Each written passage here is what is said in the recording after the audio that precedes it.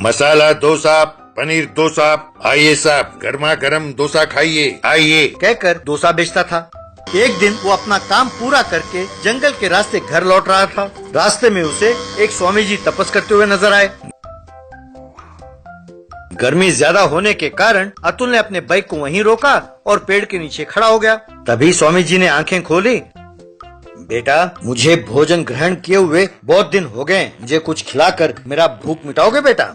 स्वामी जी, मेरे पास सिर्फ इडली बचे हैं, रुकिए अभी खिलाता हूँ। कहकर उन्हें इडली खिलाया। स्वामी जी ने इडली खाया और उसने जो पानी दिया वो भी पिया। बेटा, मेरा भूख मिटाने के लिए धन्यवाद, मांगो तुम्हें क्या मांगना है? स्वामी जी, उस भगवान की कृपा से मैं अच्छा हूँ, जो है उसी में खुशी खुशी जी रहा हूँ, मुझे किसी चीज की जरूरत नहीं है स्वामी जी। अच्छा लगा बेटा, तुम्हारी ईमानदारी मुझे बहुत अच्छा लगा। भविष्य में जब भी तुम्हें कोई मुसीबत हो या कोई परेशानी हो तो मुझसे आकर मिलो, कहकर उसे आशीर्वाद दिया। तब अतुल वहाँ से चला गया। उस गांव में शानू नाम का धनवान का बेटा अपने बाइक में बड़े तफरीह से घूमता था।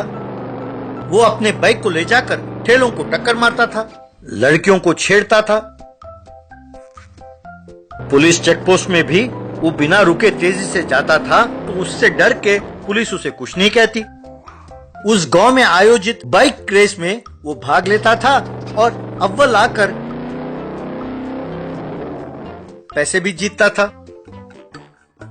एक बार अतुल की बहन के लिए रिश्ता आया। वो ये कहकर चले गए कि हमें लड़की बहुत पसंद है।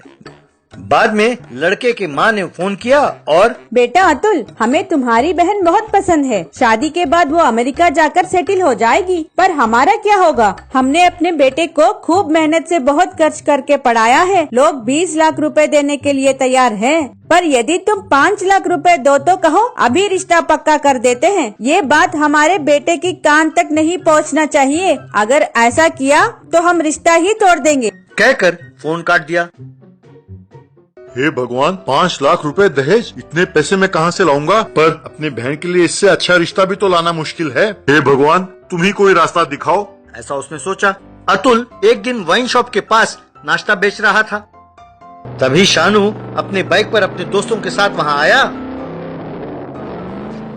और एक टेबल पर बैठकर दारू पीने लगा। ए लड़के, एक अच्छा एक डोसा बनाओ, बस एकदम बढ़िया स्वाद होना चाहिए, कहकर ऑर्डर दिया।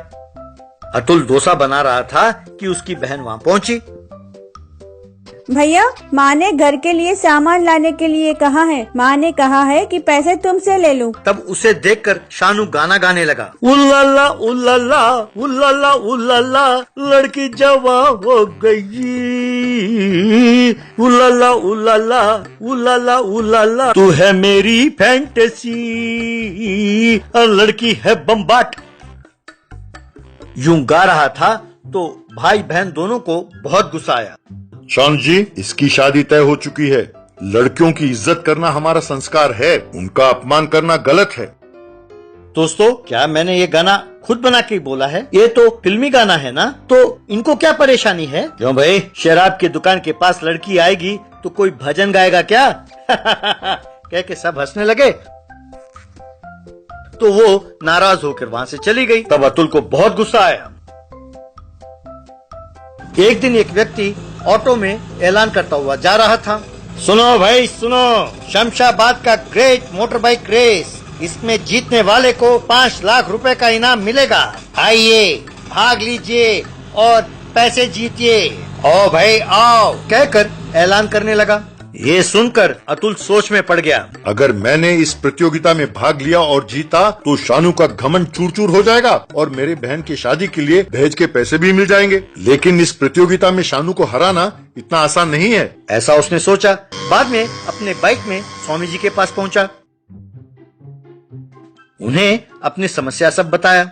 बेटा, मेरा आशीर्वाद और भगवान की कृपा हमेशा तुम पर रहेगी। मैं जो मंत्र तुम्हें सिखाऊंगा, तुम उस मंत्र को जपते हुए प्रतियोगिता वाले दिन शानू के बाइक को छुओ, जीत तुम्हारी निश्चित होगी। तथास्तु, कहकर वो मंत्र उसे सिखाया। अतुल ने स्वामी जी को प्रणाम किया और वहाँ से चला गया।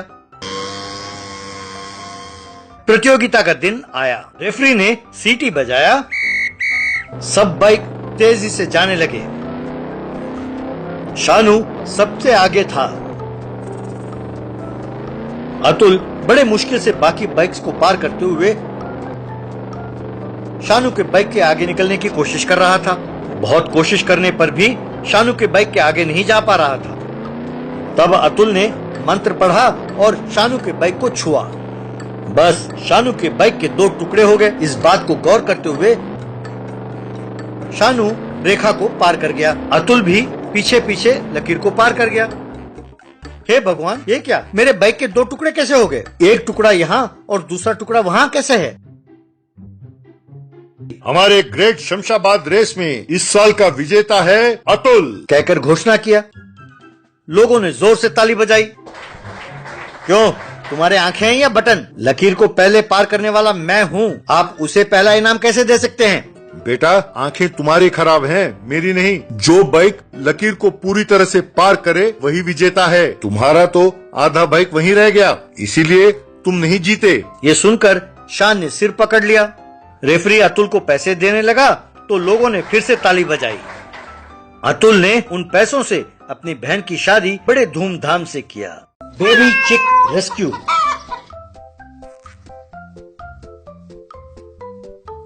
बीजापुर नाम के गांव में त्यागी नाम का धनवान रहता था। उसके बेटे का नाम सूरज था। उसे चिकन खाना बहुत पसंद था। वो हर रोज चिकन खाता था।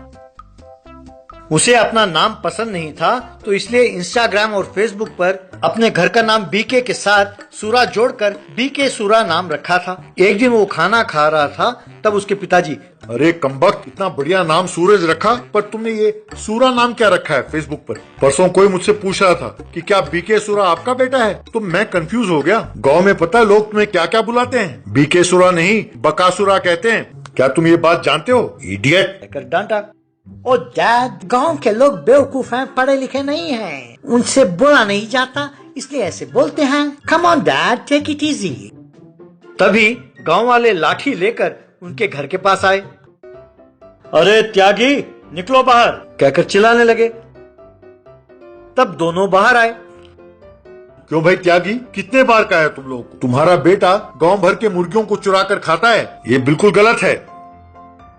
तुम्हारे बेटे की वजह से गांव में तो मुर्गियां है नहीं, बाहर से लाना पड़ता है, या खरीदना चाहे तो दाम दुगना पड़ता है।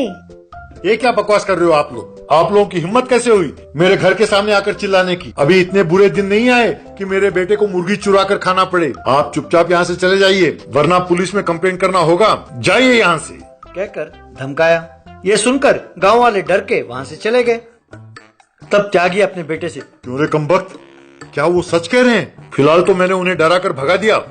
सच बता, वैसे इन मुर्गियों को चुराने की क्या जरूरत पड़ी? अगर तुम चाहते तो मैं तुम्हें लाके देता था ना।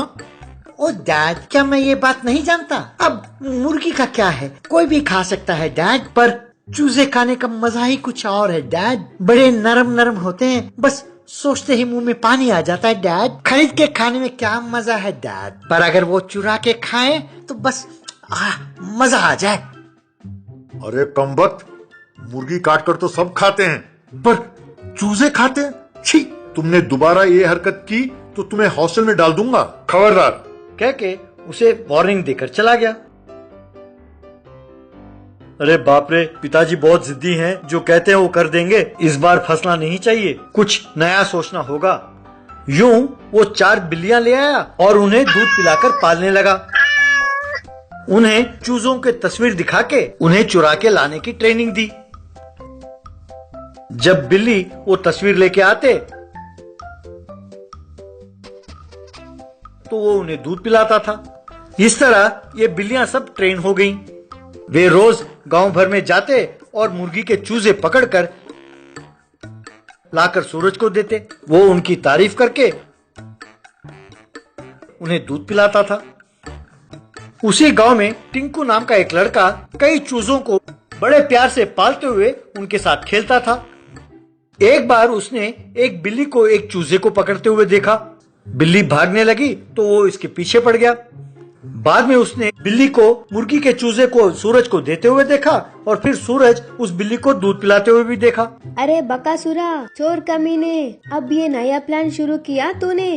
तुझे अच्छा सबक सिखाना होगा कमीने। यूँ सोचकर बाद में गांव वालों के पास गया और उन्हें बुलाकर अपना सारा प्लान उन्हें समझाया। उस प्लान के अनुसार ये जानकर कि सूरज सुन रहा है, एक व्यक्ति टिंकू से, अरे टिंकू, सोचा था कि सूरज की मुसीबत टली तो अब ये क्या, बिल्लियाँ चूजे चुरा रही हैं? तुम अपने चूजों को संभाल के देखभाल कर रहे हो ना? हाँ चाचा, मैंने अपने मुर्गे के चूजों को घर के पास एक गड्ढे में छुपा के रखा है। इन चूजों को कोई भी ढूंढ नहीं निकल सकता चाचा, मैं बहुत होशियार हूँ। अरे बच्चू, तुम होशियार हो कि मैं आज रात को ही पता चल जाएगा। मूर्ख, कहकर उस रात को अपने बिल्लियों के साथ घर के पास आया। बाद में उस गड्ढे को देखा, तब टिंकू ने चुपके से रिमोट दबाया। तब गड्ढे से एक रोबो मुर्गी का चूजा बाहर निकला। उसे देखकर Suraj, go cat, get it, get it. तब बिल्ली ने आकर उस रोबोटिक चूजे को पकड़ा और उसे ले जाकर सूरज को सौंप दिया। शाबाश डियर कैट, शाबाश। अरे ये क्या, ये तो खिलौना लगता है। सोच रहा था कि उसके हाथ में रखा खिलौना धड़ाम से फटा। इससे उसका पूरा चेहरा काला पड़ गया। बाद में गांव वाले और पुलिस आए और उसे पकड़कर खूब मारा। पिताजी को ये खबर पहुंची तो उसे आकर डांटा और फिर उसे हॉस्टल में जाने के लिए कहा तो वो बस चढ़कर गांव छोड़कर जाने लगा। यूं बस में उसे जाते हुए देखकर गांव वालों ने उसे टाटा कहा। शुक्र है मुसीबत छूटी। टिंकू, तुमने बहुत बढ़िया काम किया है, कहकर उसकी तारीफ की। तब लोगों ने खुशी से ताली बजाई और उस दिन से टिंकू अपने चूजों के साथ खुशी खुशी खेलता रहा।